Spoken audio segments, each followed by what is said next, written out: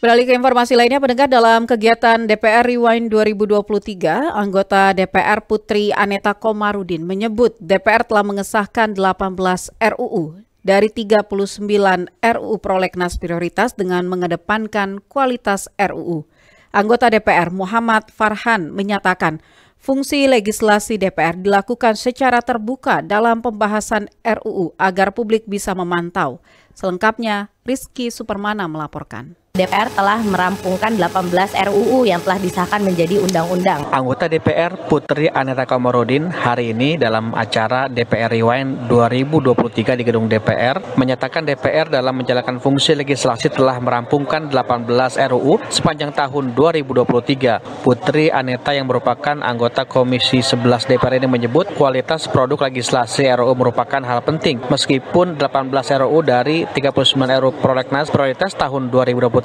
Putri Aneta yang merupakan politisi dari fraksi Golkar ini mengatakan pembahasan RUU melibatkan pemerintah, DPR, dan sejumlah pihak terkait. Dalam pembahasan RUU menjadi undang-undang juga ditetapkan secara musyawarah dalam rapat paripurna oleh sebagian besar anggota DPR. Laporkan juga pencapaian kita dalam hal legislasi. Kalau dari soal angka, sepanjang tahun 2023 kemarin, DPR telah merampungkan 18 RUU yang telah disahkan menjadi undang-undang. Dalam pembahasannya, tentu DPR tidak bisa membahas undang-undang sendiri. Seperti yang kita tahu, undang-undang itu dibahas antara pemerintah bersama dengan DPR, komisi terkait, nanti disahkannya melalui penetapan di paripurna. Dari 18 itu belum memenuhi prolegnas yang ditetapkan, 39 RUU yang ditetapkan dalam prolegnas prioritas 2023. Yang penting kita lihat di sini adalah bukan kuantitasnya, tapi merupakan kualitasnya dari produk undang-undang tersebut yang harus kita lihat. Dan tentu memang pemahaman publik terkait dengan proses pembahasan undang-undang ini belum merata. Banyak pihak yang masih mempertanyakan ketika suatu undang-undang dibahas terlalu lama,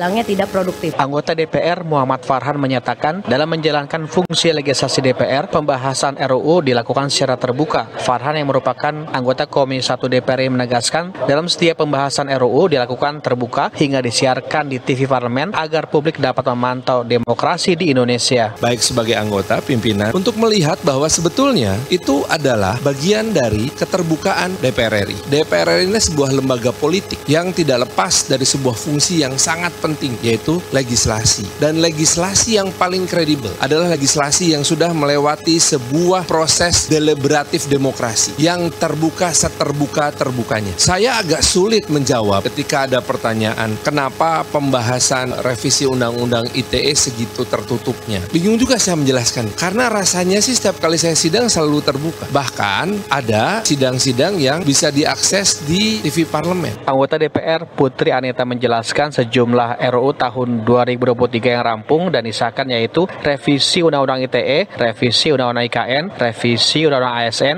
revisi Undang-Undang Kesehatan Omnibus Law, RUU Landasan Kontinental, RUU APBN tahun 2023-2024, Perpu Pemilu menjadi undang-undang, dan Perpu Ciptaker menjadi undang-undang. Dari gedung DPR, Rizky Supermana, Pro 3 RRI.